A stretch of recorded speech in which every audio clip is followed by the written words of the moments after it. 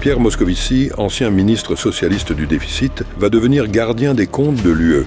Oui, vous avez bien entendu. L'homme sous lequel la dette française s'est creusée à un niveau encore jamais atteint est nommé à la Cour des comptes européenne, chargé de contrôler et surveiller la rigueur budgétaire de Bruxelles.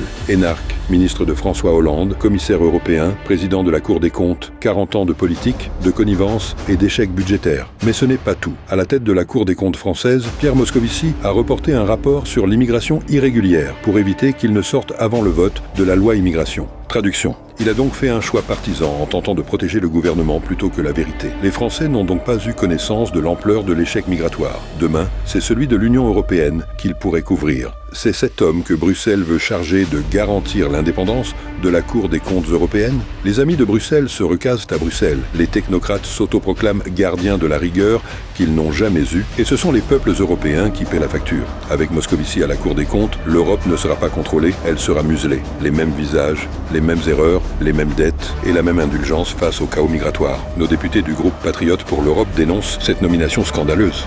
Nous voulons une Cour des comptes indépendante, pas un refuge pour les anciens ministres du déficit. Il est temps de dire stop à cette Europe de l'impunité.